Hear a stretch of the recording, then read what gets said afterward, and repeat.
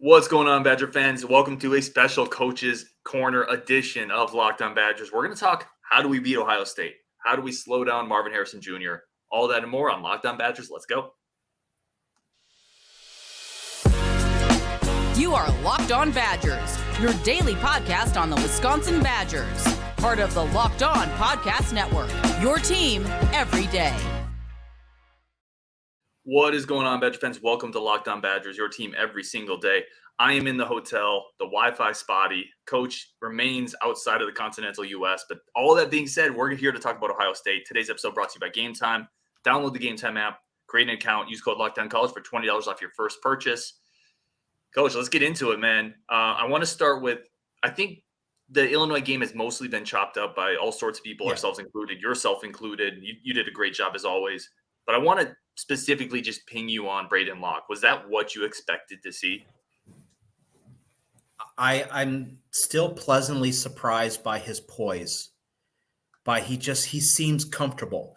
And there's never a situation in the game where I thought that it got to be too much for him.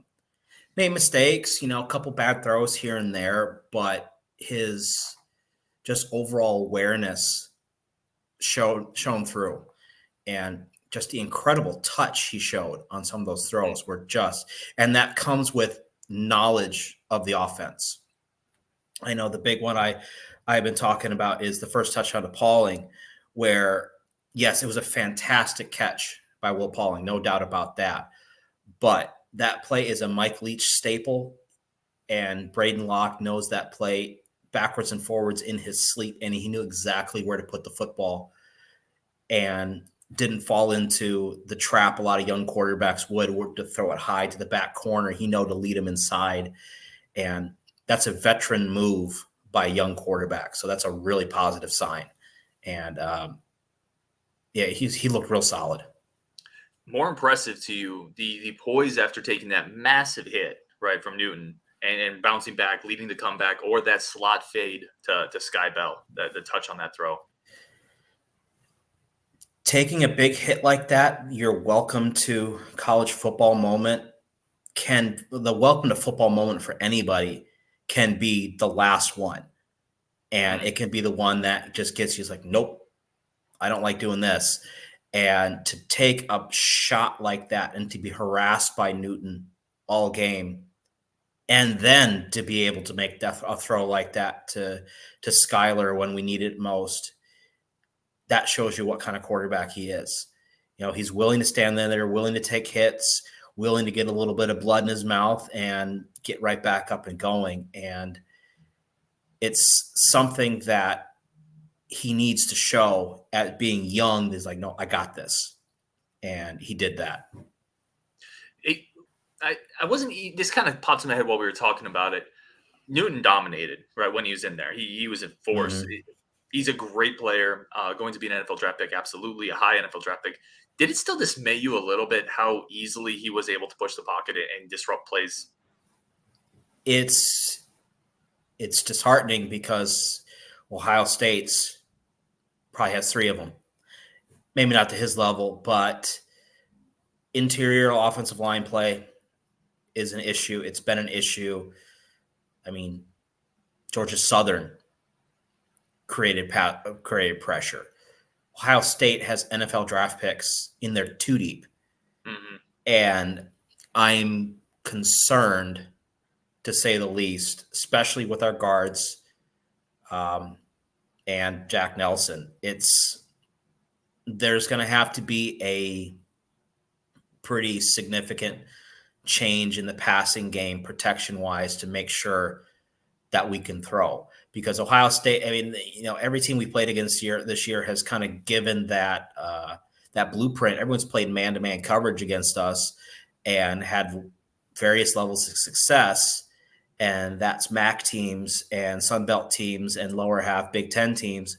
Ohio State, again, their third stringers are 5 stars, and we don't have 5-star receivers. So it's going to be real interesting to see how they can create a passing game when we've had trouble getting separation and troubles in pass protection. This could be that. Yeah, let's just get into it. I have one more quick question with Illinois, though, that's Mhm. interesting to me that I really wanted your perspective on. Mhm. What's the balance? And I asked Curtis this too. What's the balance between being really excited for that comeback win, but also realizing you needed an 18-point comeback win to beat a pretty mediocre Illinois team? Well, it depends on how realistic your vision of the team is. I think we're seeing we have kind of a mediocre roster. I mean, there's no ifs, ands, or buts about it, and I don't think it doesn't matter who's coaching this team right now. We're not having a lot of success. That being said, we're 5-2. We're finding ways to win, and we're learning within both the offense and defensive system. You've got to learn how to win big. You got to learn how to win ugly. You've got to learn how to win smart. And we've won ugly. We've blown teams out, started strong, and this is where, when it matters most, we were able to dig deep and then play some of our best football, both offensively and defensively. With the exception of maybe corralling Altmaier, the defense played really well, especially down the stretch. And then the offense was able to, and that fed into the offense, and they were able to start getting drives, putting things together. I think those last 3 offensive drives with some masterful play calling that really put us in position. You see, it is that next step in the progression where, yeah, we shouldn't be too happy about a comeback win against a now 3-5 Illinois, but we should be happy that we were able to be. I mean, everybody wrote them off. There's like, okay, season's over, right? Halfway through the third quarter, and then people were calling Luke Fickell a coward for kicking a field goal to go from being down 2 scores to being down 2 scores. And, I don't see it that way. It's going from being down 14 to being down 11. Mm-hmm. The score is changing. We're not looking in blocks. So the method to the madness is there. You're starting to understand Luke Fickell's, philosophy when it comes to time management and score management. And, it's a window into where we're going in the future when we get in these kind of situations. And it's going to happen. It's not like Wisconsin has never played bad and had to, muster a tough victory against a bad team. I mean, we've done that. I remember, going back to barely beating FCS Boise State back in 1996. I mean, it happens. You remember, but you still have to win the game. Yeah. I remember the 23-5 UNLV game. Was it back in 2003? I think something like that. So we have to learn how to win ugly, and that was 3 quarters of ugly football and a really solid quarter. And sometimes that's all it takes. Yeah, I think that's well said. I think framing the perspective in the context, I think, is well said. All right, we're going to take a quick break, come back with Coach Andersen, Coach's Corner. We're going to ask him just a straight-up question. Is it more likely we beat Ohio State on Saturday, or more likely they blow us out? I'm going to get Coach's take on that coming up next on Locked On Badgers. But first, today's show is brought to you by our good friends over at Athletic Brewing. Athletic Brewing has changed the name of the game in terms of the non-alcoholic beer genre. You get great tasting. It used to be if you wanted some type of non-alcoholic beer, you were going to get something that tasted like non-alcoholic beer. Athletic Brewing has changed that. They have a ton of variety, over 50 different types, IPA, sours, incredible stuff. And you can get it on their store at athleticbrewing.com. It tastes just like regular beer, but you can have it anywhere. You can do it while you're playing some Parcheesi, while you're in the park feeding the doves, while you're going for a bike ride, hiking up some mountain, watching the Badger game at home with your folks, whatever it is. athleticbrewing.com. Near beer. Terms and conditions do apply. Terms and exceptions do apply. Use code LOCKEDON for 15% off your first order at athleticbrewing.com. Today's episode is also brought to you by our good friends over at Gametime. Gametime is the #1 app for all your ticketing information, and it's the place where we go and get all of our tickets. That's what we used on the Ohio State game, getting great seats, last minute flash deals. That's what Gametime allows you to do. You have pictures of the seats before it happens, so you know exactly what you're getting. And no more planning months ahead, logistically trying to figure it out. Gametime allows you to find the perfect tickets at the perfect price. Gametime. Download the Gametime app today. Use code LOCKEDONCollege for $20 off. That's code LOCKEDONCollege for $20 off. Gametime has the best tickets at the best prices with the most variety. You will not be disappointed. All right, let's get Coach back on.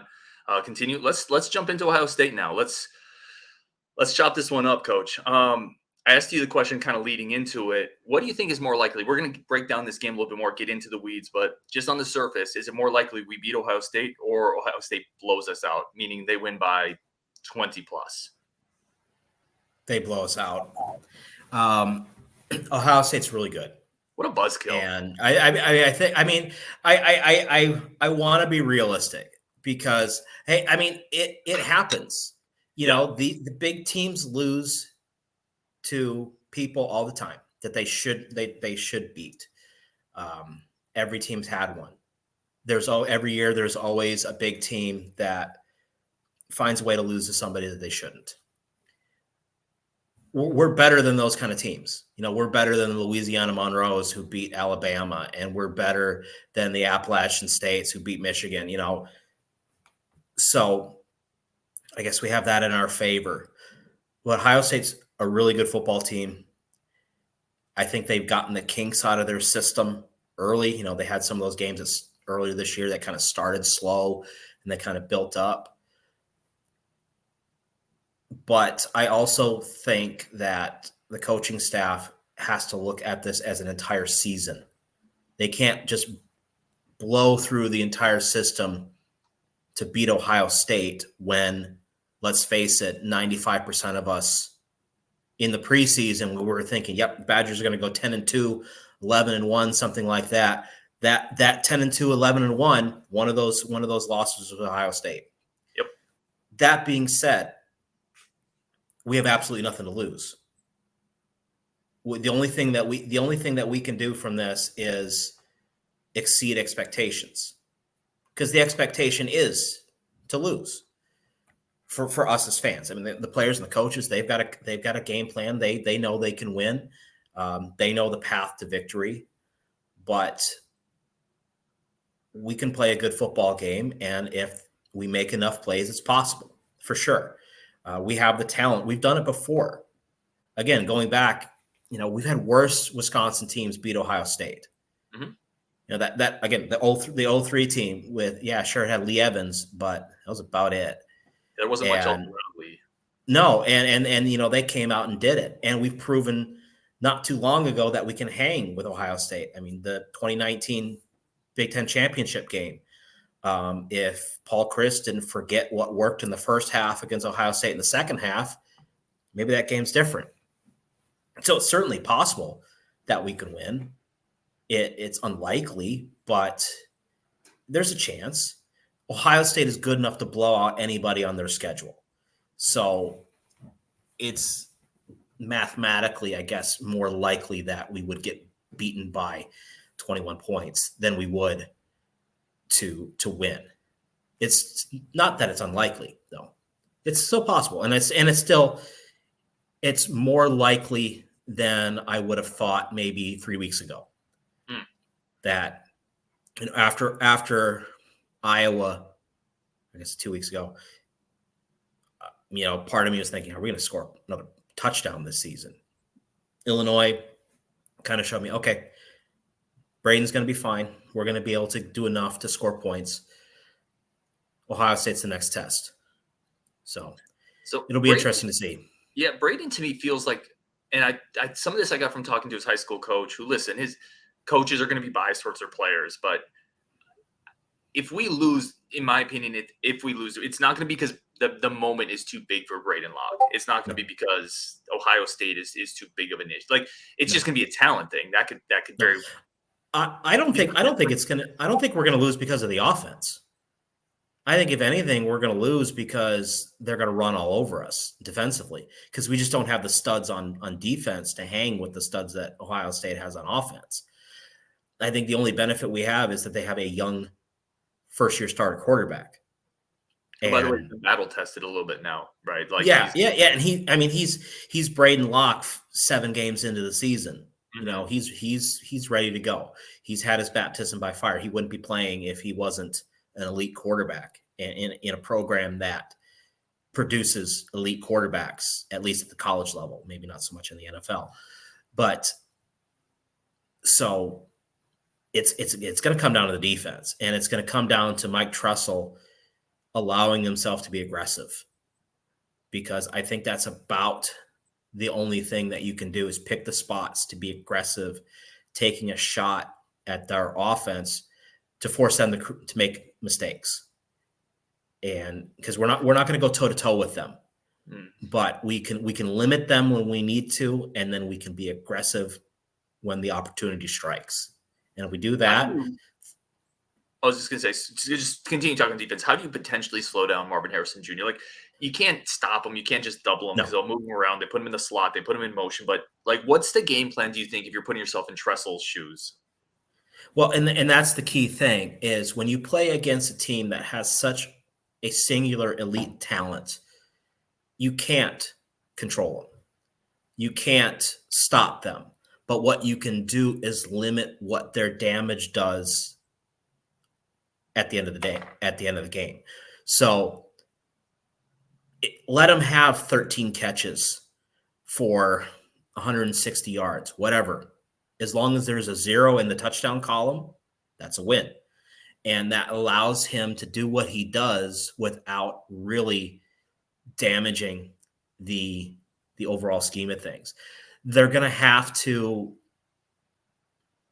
place probably some kind of zone coverage around him, because we do not have anybody. I mean, Rico might follow him, and I'm guessing he will. Wherever he goes, Rico's going to go. Hunter Wohler is going to have to stay back as a deep safety, because you need that guy who can go sideline to sideline and track with him over the top and just play good assignment football above him and below him and force the quarterback to make mistakes.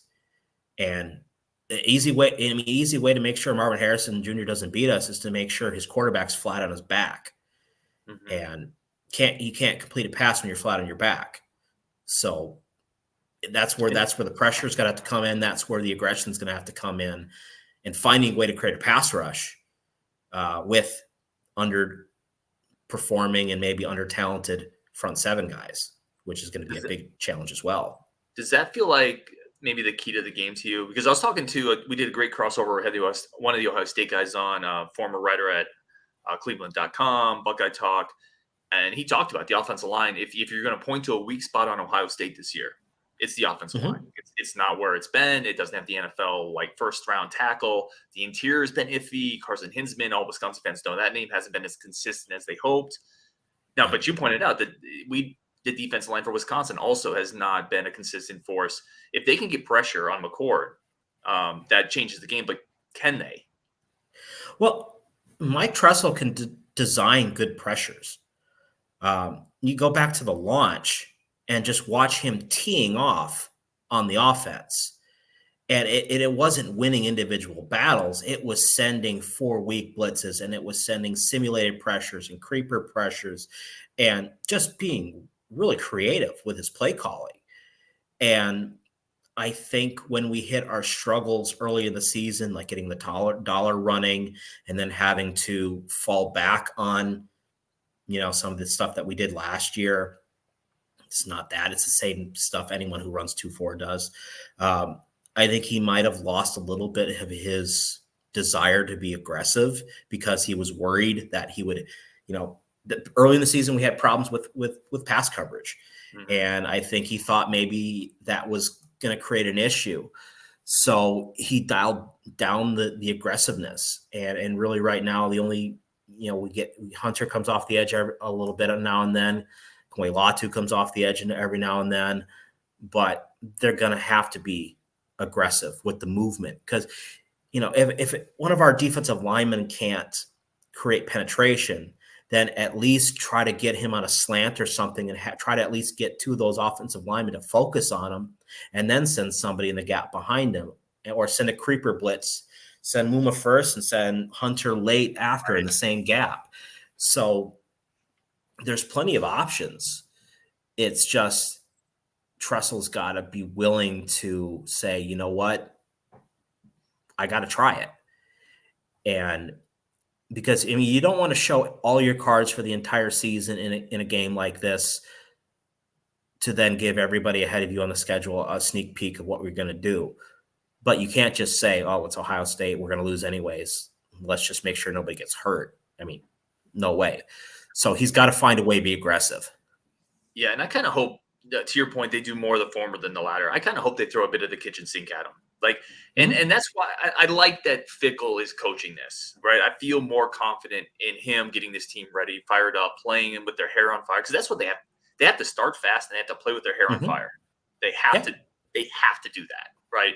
And if they do that, if I've said this before, I said this to Brian Smith when he was on the show. If they come out and they make this a game, it's a game going into halftime. It's a game going into the third quarter. That crowd's going to build. The energy's going to build. The screws tighten a little bit for Ohio State. And then you get down to where we've all seen a bad bounce dictate a game, a tipped ball dictate a game. So, but you can't start slow. You cannot start slow in this game. No. When you play against, I don't say it's a weakness, but sometimes these really good teams, you know, when you punch them in the mouth, sometimes they're like, what the heck? What just happened? And sometimes it takes them a little while to wake up from that. And if you get lucky, it's too late by the time they wake up. And, you know, that's happened to us in the past where we've been that team. Pretty much every Northwestern game over the last, you know, every time we played in Evanston, you know, Minnesota games, we've come out sluggish against bad Minnesota teams, and finally we wake up, and sometimes it's too late. So it was, we gotta come out aggressive, and all it takes is a lucky bounce in the first quarter to get some momentum. And once we get that, then we can carry it and then see if Ohio State can play from behind or play when they lose the momentum. It's Ohio State. I'm sure they're going to be fine, but you never know. And sometimes, and you get these kids, these high-level kids who maybe have never lost before. There's freshmen on this Ohio State team that have never lost a football game, probably. And there's kids playing at Ohio State that probably haven't lost more than a game or two in their entire career. So you put them in a position where, oh no, we gotta wake up. They've never had to wake up before. So that's a chance. And listen, that's the game. It's possible. That's the game script from 2010. We got the momentum, and they could never fully recover from that. I mean, what happened. Just right there, that opening kickoff by Gilreath is just like, what the heck? And sometimes that can be it. And by the time you figure out what's wrong, and there was nothing wrong, it was just that we got a kickoff return on the opening play of the game. It's not like we exploited some major weakness. It just happened, but it captured the momentum at the perfect time, which national television night game, when we never played night games, you know, against the number one team in the country. And that carried us to the rest of the game. And that could happen on Saturday. And I hope so. We're going to take a quick break. Friends of the show, come back, and we're going to ask Ryan what he actually thinks will happen on Saturday. We're going to wrap up on Coach's Corner with a game prediction. That's coming up next. But first, we're going to take a quick break for our friends of the show over at PrizePicks. What is PrizePicks? PrizePicks is daily fantasy sports made easy, made simple. It is the simplest, best, cleanest, fastest way to play daily fantasy sports. There's a reason. There's a reason they are North America's largest independently owned DFS platform. You just have to pick between 2 to 6 players, higher or lower on stat categories. Is a player going to go above or below on rushing yards, passing yards, receiving yards, touchdowns? That's it. You don't have to play against thousands of other players. It's just you against the stats, as simple as that. Watch the money roll in, and it's really quick. You make your picks within 60 seconds. You're in, out. clickety-clack, and you're all done. PrizePicks is by far the easiest and best daily fantasy sports platform I have ever used. Apple Pay makes it incredibly simple and easy for quick and easy payments into your account. And now there is a great offer on PrizePicks. Go to PrizePicks.com for Locked On listeners. PrizePicks.com/LockedOnCollege. Use code LockedOnCollege for a first deposit match up to $100. That's PrizePicks.com/LockedOnCollege. Use code LockedOnCollege for a first deposit match up to $100. PrizePicks, daily fantasy sports made easy. All right, let's get Coach back on.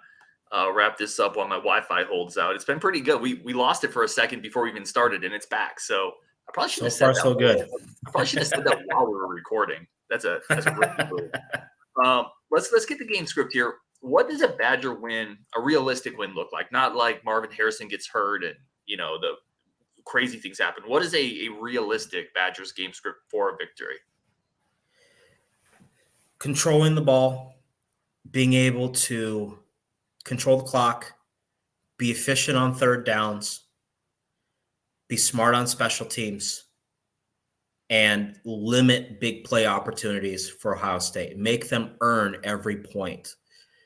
The killer is going to be quick points. If they come out and just bang out 14 points on the first two drives and we go 3-and-out, that could be the ball game right there. Yeah. So it's getting them behind the chains early, forcing them. If they're going to score, they need to go 14 plays and, get them to settle for field goals instead of touchdowns. Offensively, we need to be able to be efficient and we have to score. We can't have 3-and-outs in this game. Every drive is going to be important. And if we don't end every drive with a kick, we're going to be in trouble. Especially early. In other words, hold on to the ball, Braedyn Locke. Yep. Been a bit of an issue this year. Hold on to the ball. And it's not just Braedyn Locke, right? Braylon Allen has had ball security issues at times. It just has to be an incredibly clean game. Like you can't have opportunities like where you have you look at last week, that field goal opportunity, right? You have to convert every field goal that you get. Yeah, that's just, as a former kicker, seeing that just hurts my head because I have been there where the holder just drops the ball. But yeah, we can't beat ourselves because Ohio State is going to be plenty good enough to do that without our help. And to beat them, we're going to need their help. Right. And, defense, we're going to need to get a turnover. And then if we play aggressive, we can probably get that chance. Special teams has got to play sound. We got to make sure we play field position game. It's going to the people who hate Big Ten punting in past the 50, this game, it's going to have to be that. If it's 4th and 10 at the 45-yard line, we better be punting it and trying to make Ohio State go 95 yards instead of 55 yards. Here's the if it's 4th and 2 at the 43, I think this is the type of game you got to try to extend possession. That's a chance to be aggressive, but make sure you put yourself in a position where you give yourselves options. Yeah, and make sure you have that play that you can guarantee you can get 2 yards. Okay, good, do it. Just make sure that play has a backup on it just in case. Where that's always the downside of the traditional I formation, just downhill stuff. There is no